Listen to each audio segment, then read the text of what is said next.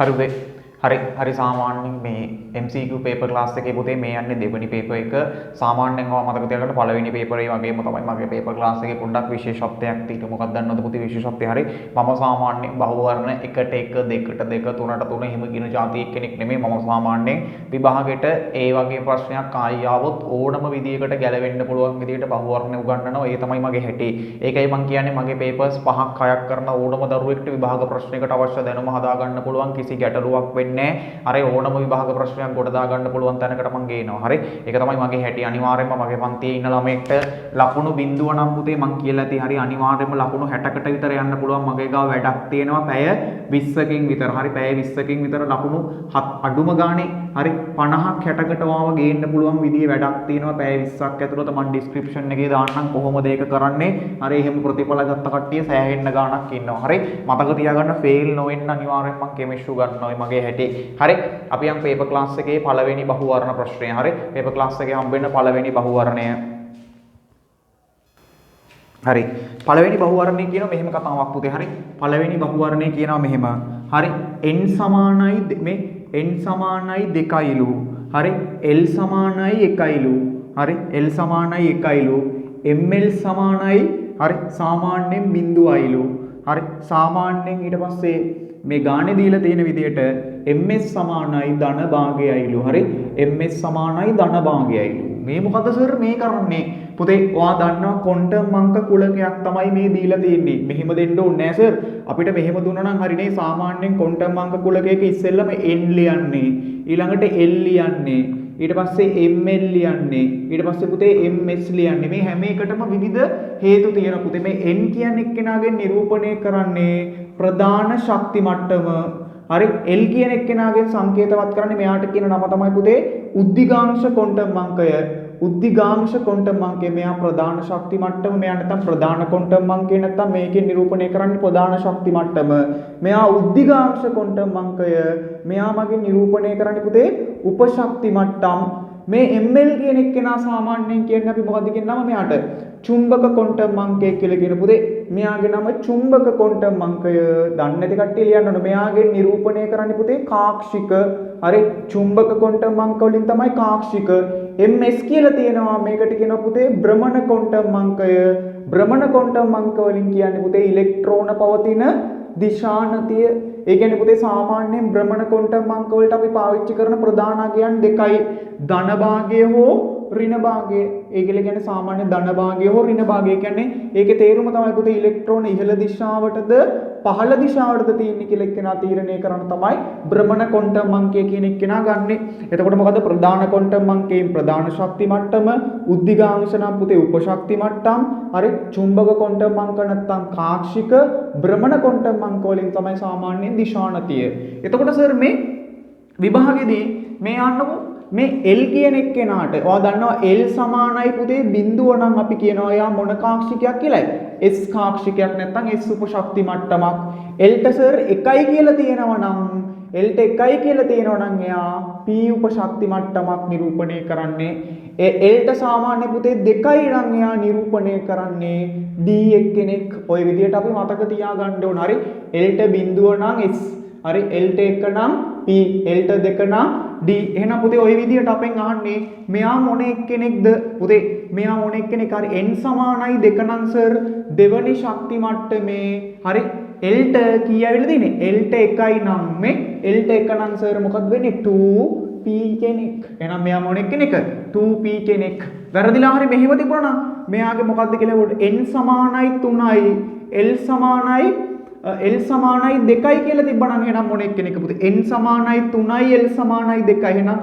3 කවුද වෙන්න ඕනේ L ට 2 නම් සර් මොකක්ද වෙන්න ඕනේ 3D ඔන්න විභාගෙදී ඔය වගේව දෙන්න පුළුවන් මේවා අපිට තිබ්බත් එකයි නැති වුණත් එකයි අපෙන් අහන්නේ පුතේ මෙයා මොන එකටයි තියෙ කෙනෙක් කියන්නේ එහෙනම් මොකක්ද දෙන්න ඕනේ මේ විදියට තිබුණා නම් 2s මේ 2p එක්කෙනෙක් එහෙනම් පිළිතුර කීවෙනි එක්කෙනයි තුන්වෙනි පිළිතුර මේ L සමානයි මේක දීලා තියෙන්නේ L සමානයි අපේ ගාන දීලා තියෙන්නේ n සමානයි 2යි L සමානයි 1යි එහෙනම් බලන්න n සමානයි 2යි නම් දෙවනි ශක්ති මට්ටමේ L ට 1 නම් P කාක්ෂික 2p කෙනෙක් ඔන්න ඕක තමයි ලියන්න තියෙන්නේ හරි ඕක තමයි කතාව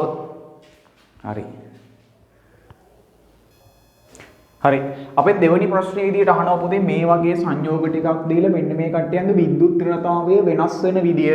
විද්‍යුත් ඍණතාවය ආරෝහණය වෙන පිළිවෙල. ආරෝහණය කියන්නේ පුතේ අඩු එකේ ඉඳලා වැඩි වෙන පිළිවෙලට සකස් කරන්නයි කියලා තමයි අහන්නේ ආරෝහණය වෙන පිළිවෙල. මේ වගේ සෙට් එකක් දීලා. මාර සීන් එකනේ සර් මේ වගේ සෙට් එකක් දුන්නාම විද්‍යුත් ඍණතාවය ආරෝහණය වෙන පිළිවෙලක් හොයන්නේ කොහොත් පුතේ හොඳට මතක තියාගන්න. විද්‍යුත් ඍණතාවය කෙරෙහි බලපාන ප්‍රධාන සාධක තුනයි.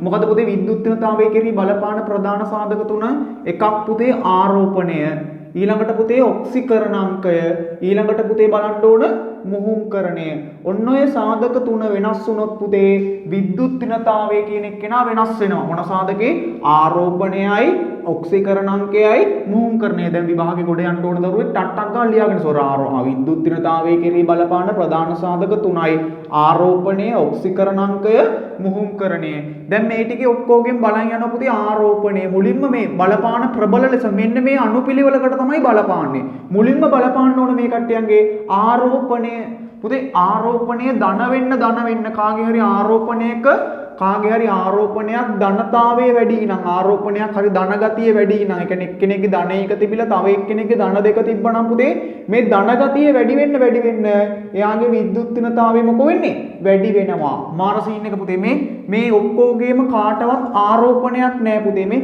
කිසිම එක්කෙනෙක්ගේ ධන ආයනයක් හෝ ඍණ ආයනයක් නැතිඳ කිසිම කෙනෙක්ගේ මේ කාබන් මත ආරෝපණයක් නැහැ එහෙනම් කාබන්ගේ අපෙන් අහන්නේ කාබන්ගේ විද්‍යුත් ඍණතාවයනේ එහෙනම් කාබන් මත ආරෝපණයක් නැහැ එහෙනම් ආරෝපණය කියන එක්කෙනාගෙන් බලන්න බෑ ඊළඟට අපි බලාගෙන යන පුතේ ඔක්සිකරණාංකය කොහොමද සර් ඔක්සිකරණාංකය බලන්නේ මෙන්න මෙයාගේ විද්‍යුත් ඍණතාවය 2.1යි මෙයාගේ 3යි මෙයාගේ 2.5යි මෙයාගේ 3.0 මෙයාගේ පුතේ 3.5යි වා දන්නවා මෙහෙම බන්ධනයක් අතර තියෙද්දි පුතේ වඩා විද්‍යුත් ඍණ මේ එක බන්ධනයක්නේ වඩා විද්‍යුත් ඍණ කෙනාට ඍණ එකක් මෙයාට ධන එකක් මේ බන්ධනය ඔස්සේ ධන එකක් මෙයාට ඍණ එකක් දැන් මේ දෙන්නගේ වඩා විද්‍යුත් ඍණ කෙනා කවුද මේ බන්ධන දෙක දිහා බැලුවාම මේ ඔක්සිජන් වඩා විද්‍යුත් ඍණ එහෙනම් මෙයාට ඍණ එකක් වෙද්දි මෙයාට ධන එකක් මේ බන්ධනය ඔස්සේ බැලුවොත් මෙයාට ඍණ එකක් වෙද්දි මෙයාට ධන එකක් එහෙනම් සමස්ත වශයෙන් පුතේ මේ කාබන්ගේ හරි ඔක්සිකරණාංකය කීයේ ඍණ 2යි ධන 2යි එහෙනම් මෙයාගේ ඔක්සිකරණාංකය හරි මෙයාගේ ඔක්සිකරණාංකය 0යි හරි ඒ විදිහට මේ කට්ටියගෙත් බලගෙන යනවා හරි මේ විද්‍යුත් ඍණතා ටික ලකුණු කරාම පුතේ මෙයාට ධන එකක් මෙයාට ඍණ එකක් මේ දෙන්න අතර බලන්න මේ දෙන්න ගත්තාම මේ බන්ධනිය ඔස්සේ ඍණ එකක් මෙයාට ධන එකක් ඍණ එකක් මෙයාට ධන එකක් මෙයස් ඔස්සේ ඍණ එකක් ධන එකක් එහෙනම් මෙයාගේ ඔක්සිකරණාංකය ධන 2ක් වෙනවා හරි මෙයාගේ ගත්තොත් පුතේ බලන්න ඔක්සිකරණාංකය මේ නයිට්‍රජන්ගේ විද්‍යුත් ඍණතාවය 3යි මෙයාගේ 2.5යි මෙයාගේ 2.1යි පුතේ මේ බන්ධනිය ඔස්සේ වඩා විද්‍යුත් කාබන්ට ඍණ එකක් එනවා මෙතන පුතේ මේ බන්ධන තුනක් තියෙනවා එහෙනම් මේ උඩ බන්ධනිය ඔස්සේ මෙහාට ධන එකක් මෙහා වඩා විද්‍යුත් ඍණයි ආයි තව ධන එකක් ආයි මෙයාට ඍණ එකක් තව ධන එකක් එනවා මෙයාට ඍණ එකක් ඇයි පුතේ මෙයාගේ බන්ධන තුනක් තියෙන දැන් මෙතන ධන 3යි ඍණ 1යි එහෙනම් මෙයාගේ ඔක්සිකරණාංකයක් ධන 2යි මෙයාගේ ඔක්සිකරණාංකය ගත්තොත් පුතේ මෙයාගේ 3.5යි මෙයාගේ 2.5යි මෙයාගේ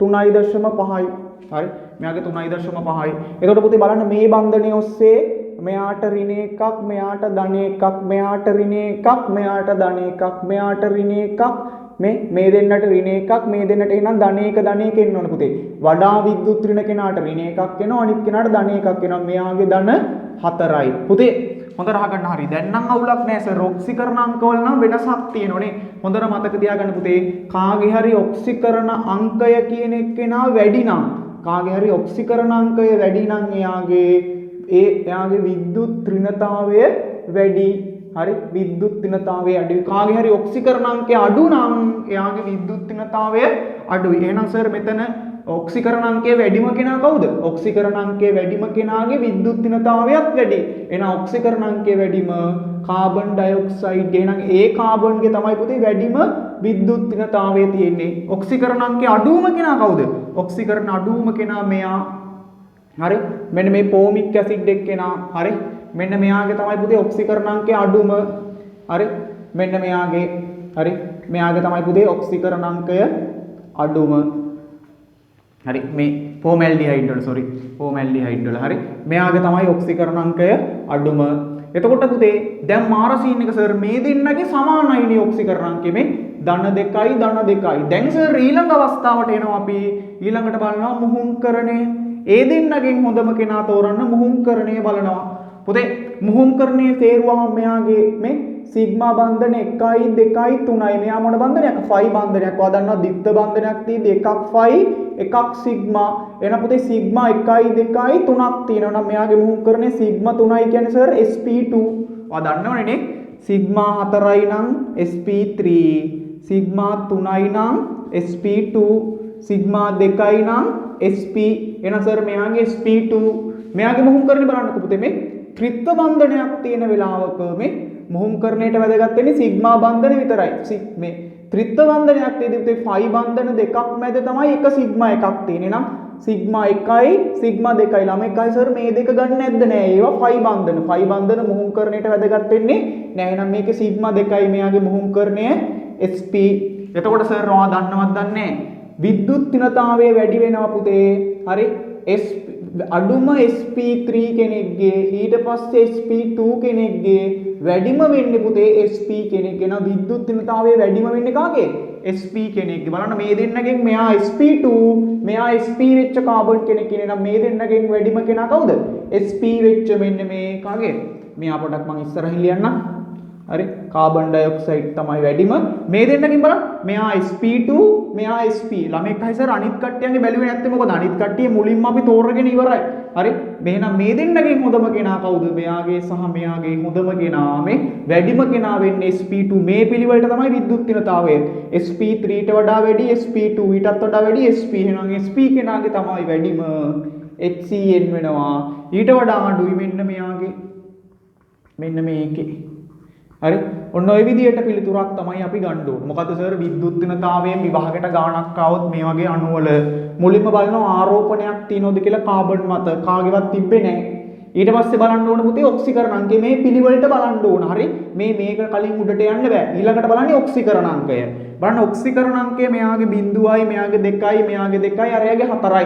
එහෙනම් එකපාරම අල්ලගන්න පුළුවන් මේ ඔක්සිකරණ අංකයේ වැඩි කෙනාගේ විද්‍යුත් තිනතාවය වැඩි. එහෙනම් වැඩිම කාගේ? කාබන් ඩයොක්සයිඩ්ගේ. අඩුම කාගේ? මෙන්න මේකේ. හරි හානියක් නැහැනේ. සර් මේ දෙන්නගේ සමානයිනේ ඔක්සිකරණ අංකය. එහෙනම් අපි යනවා ඊළඟ කෙනාට. ඊළඟ කෙනා කවුද? මුහුම්කරණය.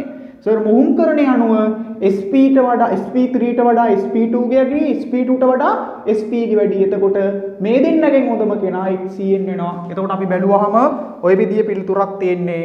හරි ওই විදිහේ පිළිතුරක් තියෙන අපිට පළවෙනි පිළිතුර දෙවෙනි එක්කෙනාට එන්නේ පළවෙනි පිළිතුර. ඔන්නෝමයි පුතේ විභාගෙට ඉස්සරහට අනාගතයේ විභාග ප්‍රශ්නයක් එද්දි පවා ඒවට මුහුණ දෙන්න තමයි ඔය ගැටලු පුරුදු කරන්නේ. හරි නැත්තම් ඕවාම ළමයි අනාතයි. හරි ඕන ගැටලුවකට මුහුණ දෙන්න තමයි හදන්නේ. හරි පුතේ තුන්වෙනි ප්‍රශ්නය. හරි තුන්වෙනි ප්‍රශ්නේ බැලුවහම IUPAC නාමකරණයක් හැම අවුරුද්දකම විභාගයට එන තැනක්.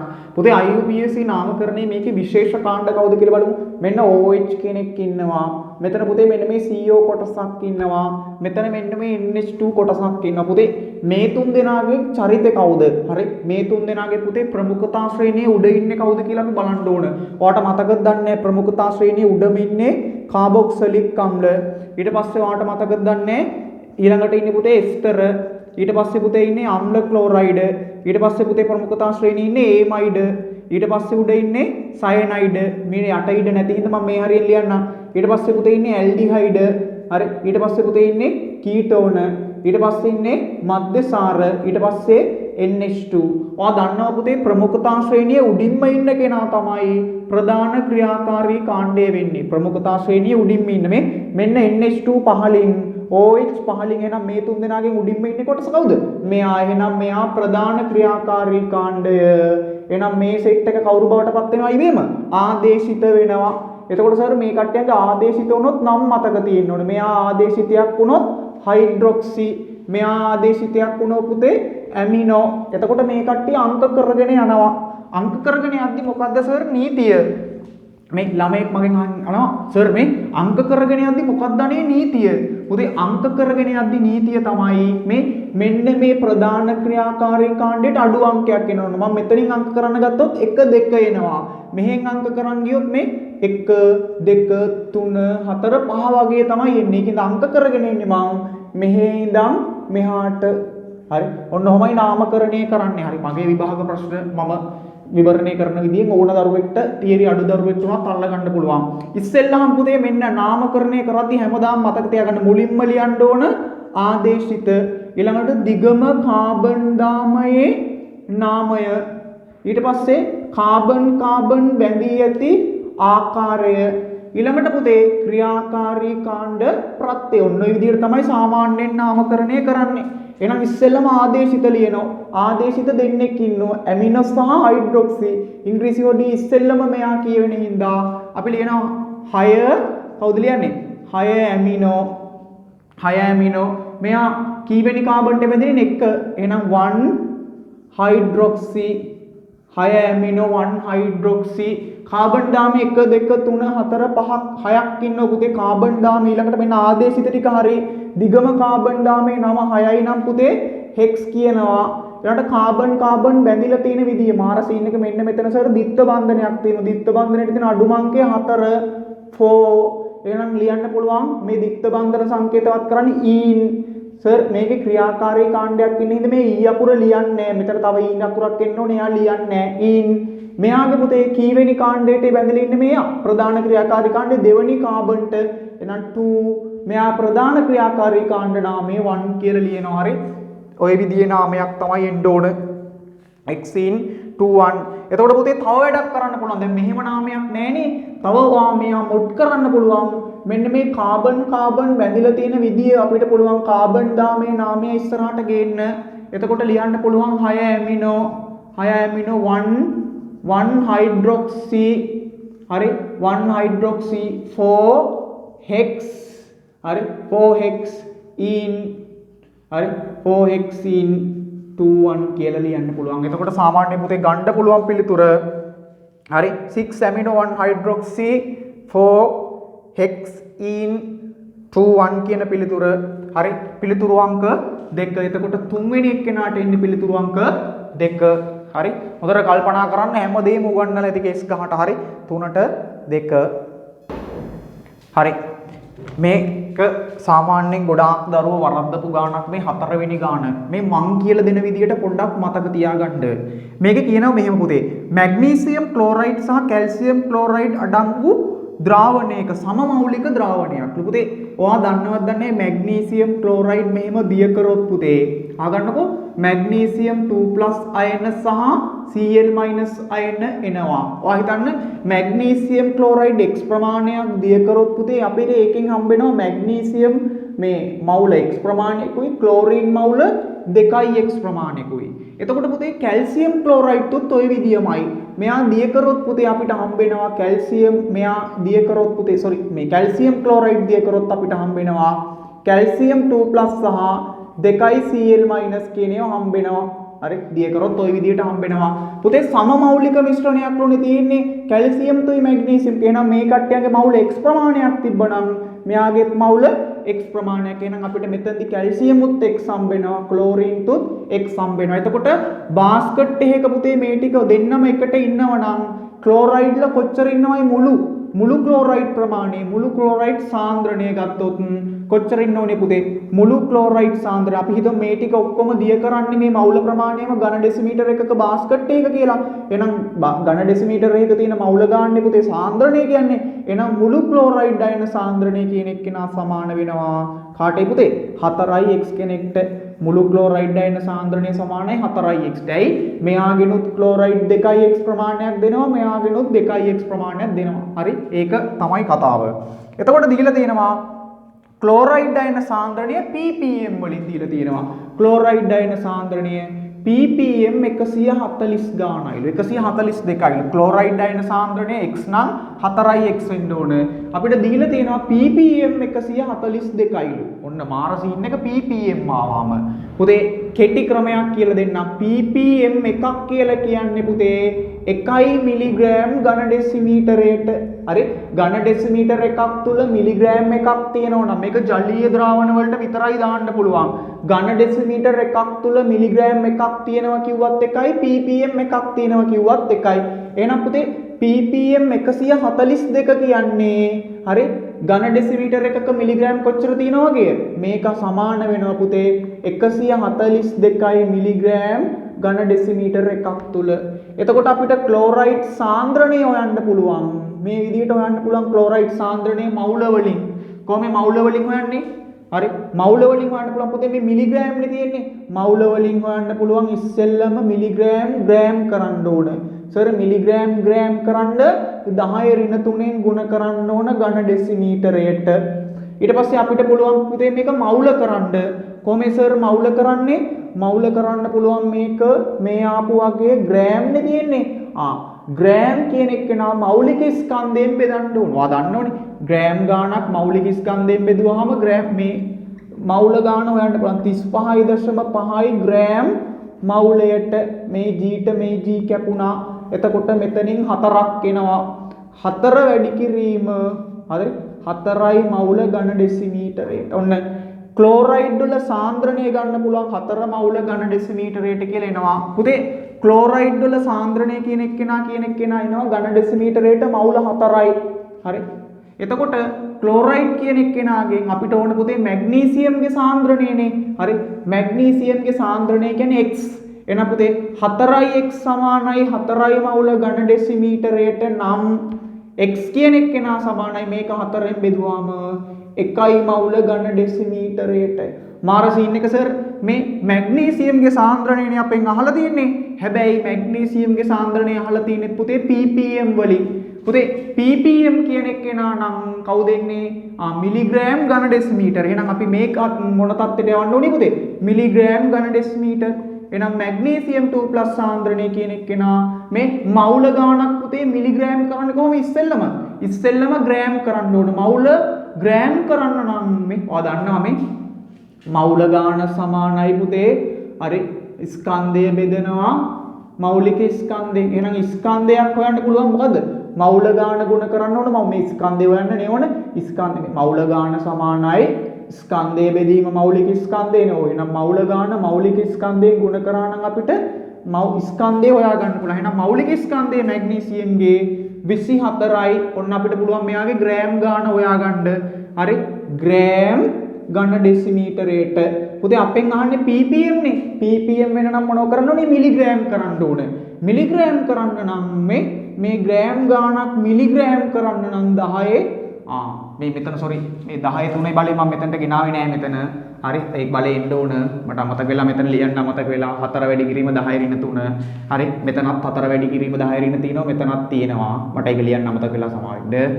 හරි 4 වැඩි කිරීම මෙතනත් තියෙනවා මේක. 4 වැඩි කිරීම 10 ඍණ 3 මේක තිබ්බ එකක්. හරි එතකොට පුතේ මෙන්න මේ ග්‍රෑම් ගාණ මිලිග්‍රෑම් කරන්න නම් අපි 10 3ෙන් මෙයාව ගුණ කරන්න ඕනේ. එතකොට අපිට එනවා මිලිග්‍රෑම් ඝන ඩෙසිමීටරයකට. එතකොට 10 3කට 10 3ක් ගියාම අපිට එනවා පුතේ 24යි මිලිග්‍රෑම් ඝන ඩෙසිමීටරයට. පුතේ මිලිග්‍රෑම් ඝන ඩෙසිමීටරයට 24ක් කියන්නේ යා ppm වලනුත් කියද? ppm තුත් 24ක්. ඔන්න ඕක හදා ගන්න බැරුව තමයි ගණන් වර අමාරුයි කියලා දරුවෝ කෑ ගහන්නේ. හරි එතකොට පිළිතුරු අංක 3 මම ආයි පාරක් ගන්න පැහැදිලි කරනවා හොඳට බලා ගන්න. පුතේ මැග්නීසියම් ක්ලෝරයිඩ් තුයි කැල්සියම් ක්ලෝරයිඩ් තුයි අල්ලගන්න බැරි වෙච්ච දරුවෙක් අල්ලගන්න. මැග්නීසියම් ක්ලෝරයිඩ් තුයි කැල්සියම් ක්ලෝරයිඩ් තුයි සමමෞලික මිශ්‍රණයක්ලු තියෙන්නේ. පුතේ මැග්නීසියම් ක්ලෝරයිඩ් මේ විදියටයි කැල්සියම් ක්ලෝරයිඩ් මේ විදියටයි විඝටනය වෙන්නේ. සමමෞලික මිශ්‍රණයක් නම් මෙයාගේ x තුත් නම් මෙයාගෙත් xමයි. එතකොට පුතේ ඔයා හිතන්න මෙයාගේ x ප්‍රමාණයකින් මෙයාගේ 2x මෙයාගේ 4x මෙයාගේ මාධ්‍යයේ තියෙන මුළු ක්ලෝරයිඩ් අයන සාන්ද්‍රණය කියලා කියන්නේ පුතේ මේ දෙන්නගේ එකතුවනේ. ඒක 4x.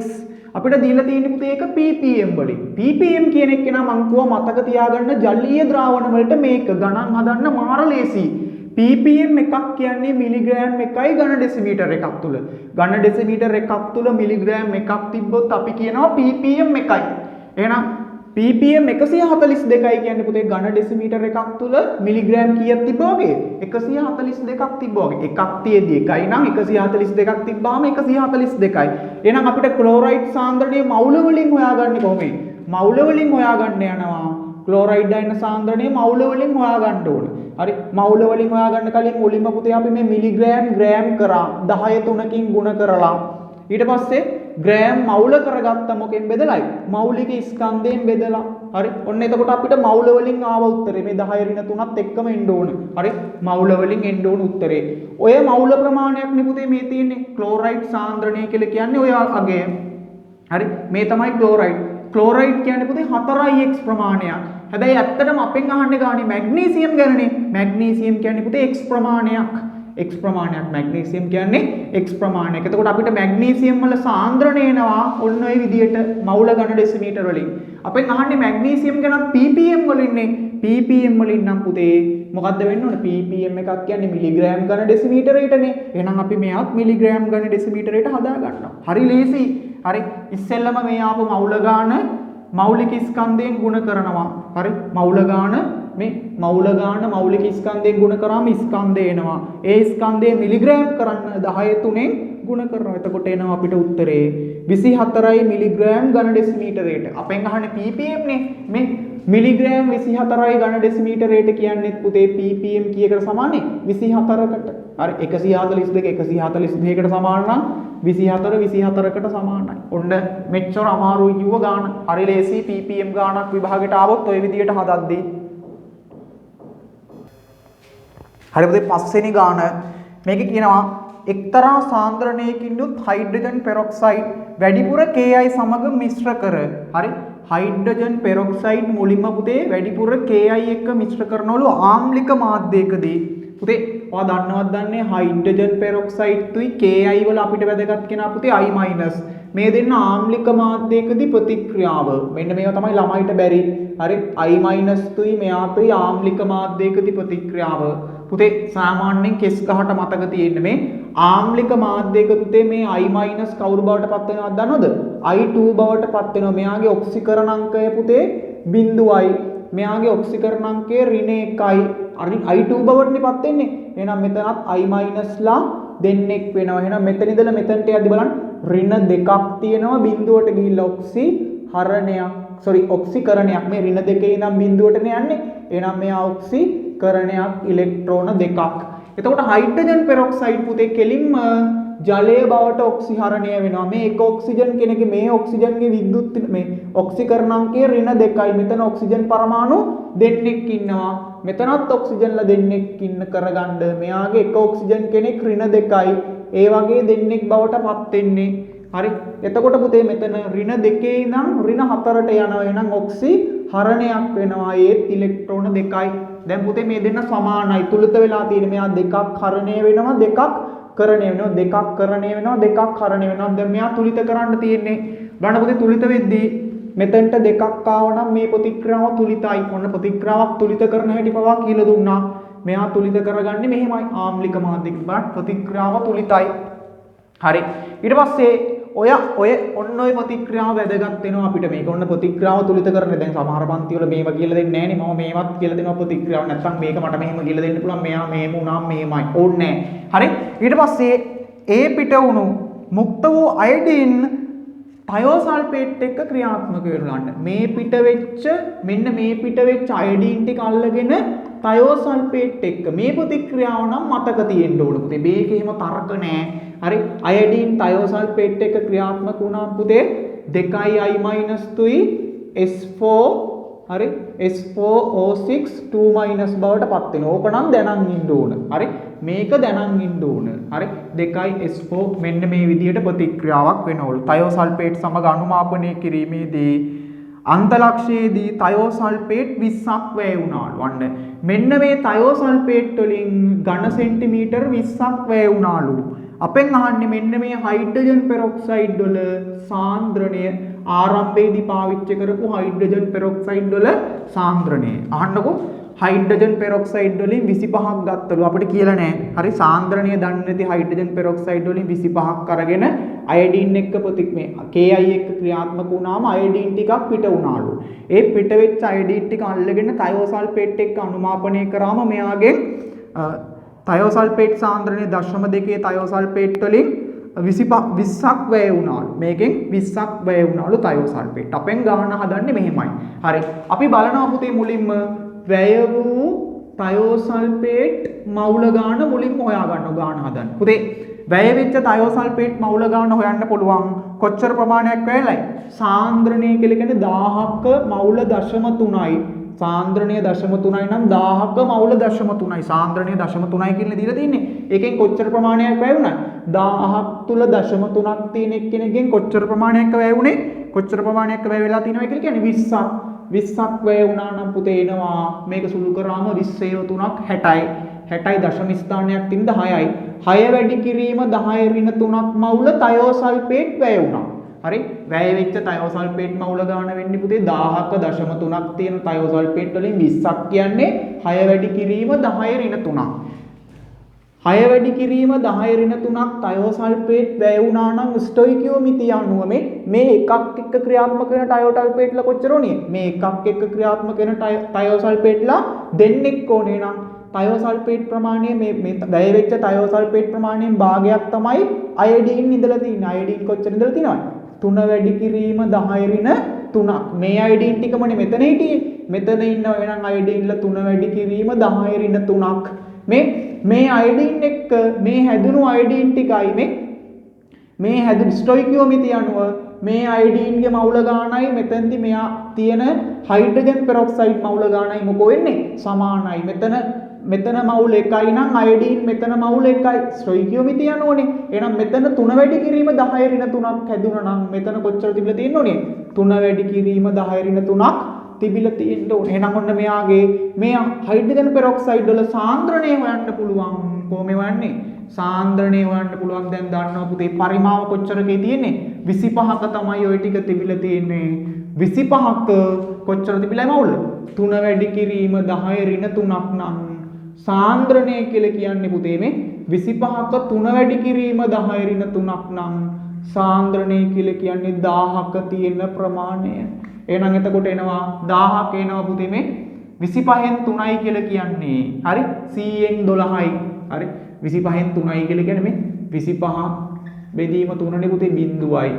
හරි 30ට 1යි 25යි 5යි 2යි එහෙනම් බිඳුවයි දශම 1යි 2යි සාන්ද්‍රණය. ඔන්න විභාගෙදී ආවොත් පුතේ මේ වගේ ගාණක් හදන්නේ කොහොමද? හරි ආයි පාරක් බලා ගන්න කෙස් ගහට කියලා දෙනවා.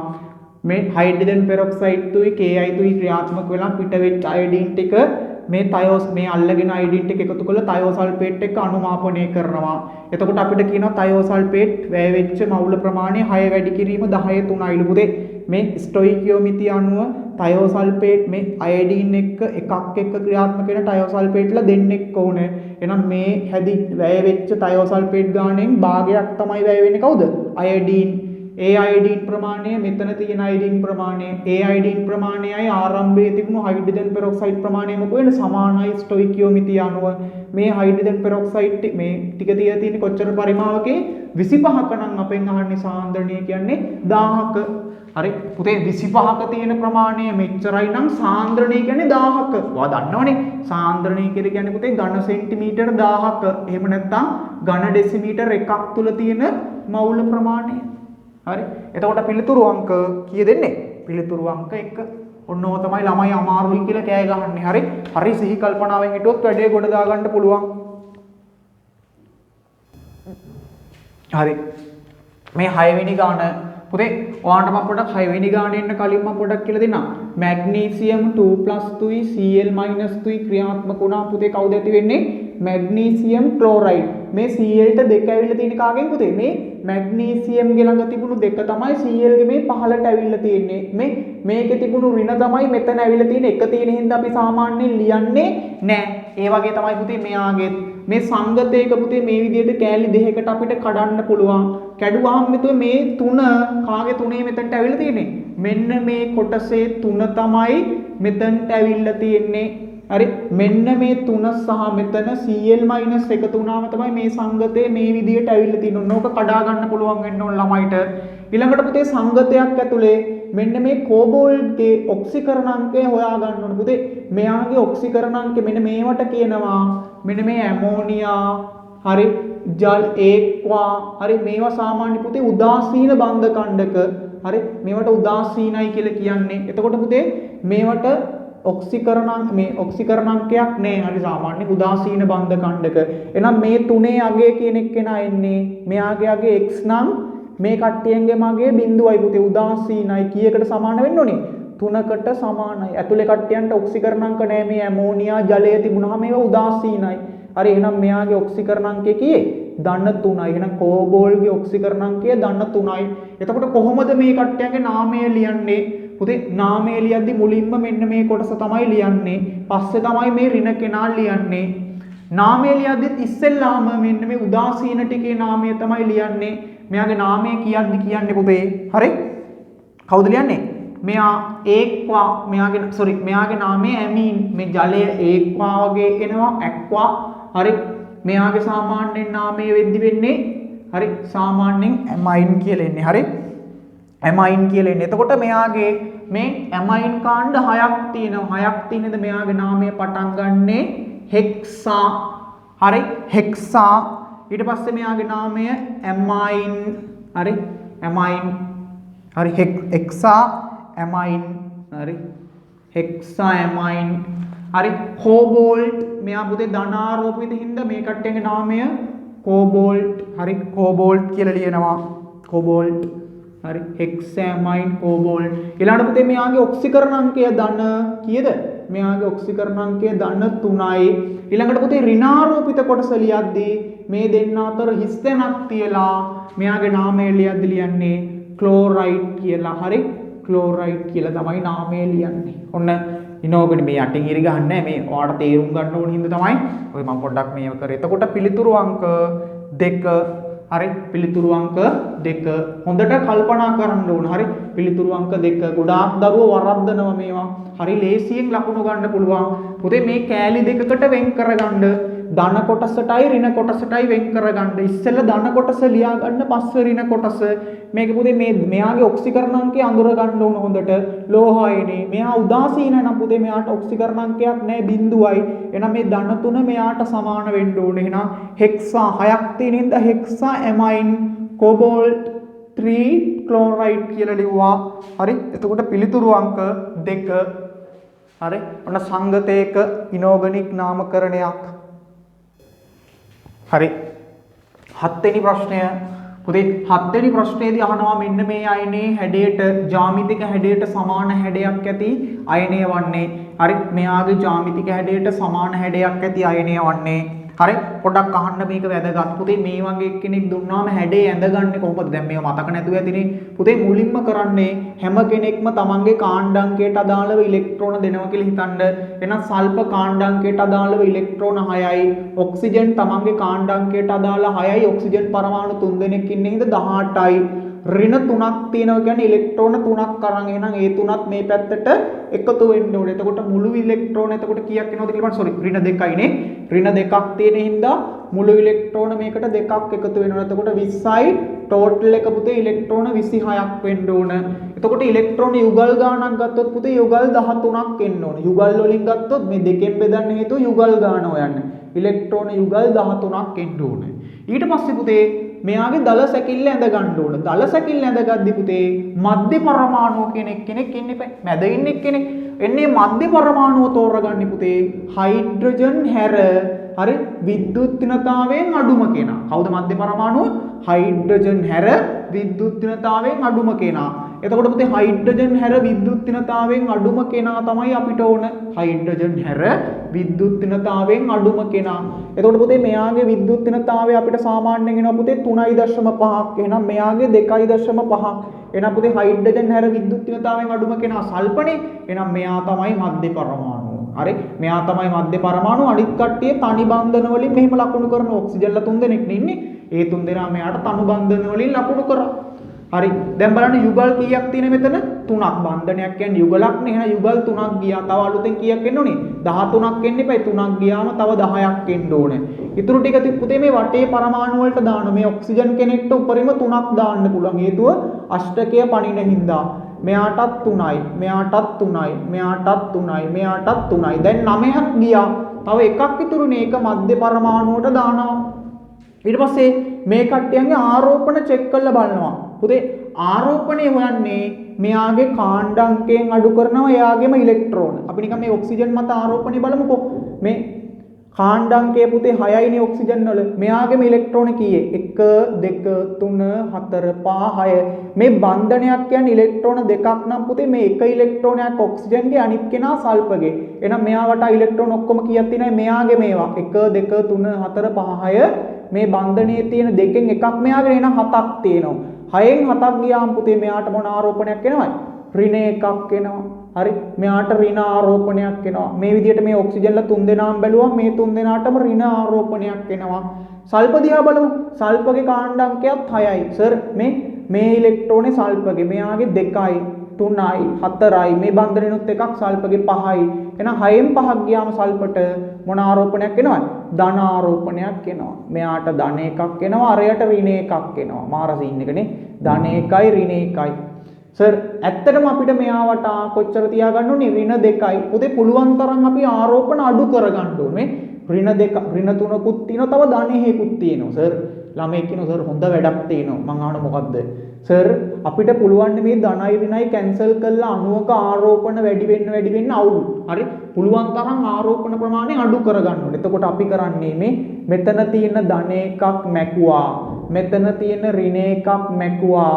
මෙන්න මේ ඍණ කෙනෙක්ගේ තියෙන බන්ධන ඉලෙක්ට්‍රෝන යුගලක් මෙතනට දුන්නා. දැන් කිසිම හානියක් නැහැ. මේ අපිට ඕන ඍණ දෙක මෙතන තියෙනවා. සල්ප වටා බන්ධන ටිකක් තියෙනවා. වැඩේ මාර කොලටි. ඒ කියන්නේ මේ අණුවේ ආරෝපණ ව්‍යාප්තිය අඩුයි. මේ අණුව අර කලින් තිබ්බ අණුවට වඩා ස්ථායි. ඇයි ස්ථායි වෙන්න හේතුව? කලින් හිටපු එක්කෙනාගේ මේ කලින් හිටියේ මෙහෙමනේ. එතකොට පුතේ ධන ආරෝපණක් තිබුණා, ඍණ ආරෝපණක් තිබුණා. එතකොට වැඩේ චාටර්. හරි. පුළුවන් තරම් ආරෝපණ ප්‍රමාණය අඩු කරගන්න ඕන. අඩු කරගන්න අපි කරේ ඍණ එක්කෙනෙක් හිටියා. මේ ඩබලක් මැකුවා. මේ ධන එක්කෙනා හිටියා. මේ දෙන්න අතර මෙහෙම හැදුවා. හරි. ඔන්න ඔය විදිහේ හැඩයක් තමයි මෙයාට තියෙන්නේ. හරි. ඔය විදිහේ හැඩයක් සාමාන්‍යයෙන් මේ විදිහේ හැඩයක්. හරි. ඔන්න ඔය ආකාරයේ හැඩයක් තමයි අපි මෙයාට තියෙන්නේ. අනිත් කට්ටියන්ගේ මං හැඩ ටික දාගෙන යන්නම්. ඔයා උත්සාහ කරන්න. හරි. මේ විදිහේ හැඩයක් තමයි මෙයාට තියෙන්නේ. හරි. අනිත් කට්ටියන්ගේ මං හැඩ ටිකක් දාගෙන යන්නම්. එතකොට ඔයාට වැඩේ කොට දාගන්න ලේසි. ඔය විදිහට අනිත් කට්ටියන්ගේ හැඩ ටික අඳින්නත් පුරුදු වෙන්න. හරි. හරි පුතේ. හරි මෙන්න ඔයාලට දීපු අණුව SO3 2- කියන එක කෙනා මෙන්න ඔය අණු ටික අනිත් අණු ටික පුතේ මේ වෙලාව යන හින්දා මම වේගෙන් මතක් කරගෙන ගියේ. හරි ඔයාලට මේ අණු ටික ඇඳ ගන්න දැන් වැඩ කරන දරුවෙක් නම් විභාගයේ ගොඩ දා ගන්න ඕන දරුවෙක් නම් කරන වැඩක් තියෙනවා. මොකක්ද දන්නවද කරන්නේ? මේ අණු ටික තනියෙන් උත්සාහ කරනවා Tamanට අඳින්න පුළුවන් දෙයක්. දැන් මම මේ අණු ටික බෝඩ් එකේ දාලා තිනවා. Taman පුළුවන් ද කියලා බලන්න ඕන. හරි තනියෙන් උත්සාහ කරන්න මේ හැම එකක්ම පුළුවන් වෙනකන් අඳින්න. හරි ඇඳලා උත්සාහ කරන්න පුතේ. මේ හැඩයට සමාන හැඩයක් තියෙන්නේ මෙන්න මෙයාගේ හැඩය සහ මෙයාගේ හැඩය සමානයි. පිරමීඩ ආකාර හැඩයක් තියෙන්නේ. මේ දෙන්නගේම පිරමීඩ ආකාර හැඩයක් තියෙන්නේ. එතකොට පිළිතුරු අංක 2 මේ තියෙන්නේ පුතේ SO3 අණුව. හරි මේ තියෙන්නේ SO3 අණුව. මේ BrO3- අණුව. මේ Cl2 අණුව. මෙන්න නයිට්‍රේට් අණුව විභාගයට ගොඩාක් වැදගත්. හරි ඊට පස්සේ තව තියෙනවා මෙන්න ෂෙනෝන්. හරි OF2 කියන අණුව පුතේ මේක තමයි එන්නේ පිළිතුරු අංක 2. මෙන්න මේ හැඩයට සමාන හැඩයක් තියෙන්නේ මෙයාගේ පිළිතුරු අංක 2. මේ ෂෙනෝන් කියන්නේ 8 වෙනි කාණ්ඩ එක්කෙනෙක්. හරි ඒක හොඳට මතක තියාගන්න. එතකොට වැදගත් වෙයි. හරි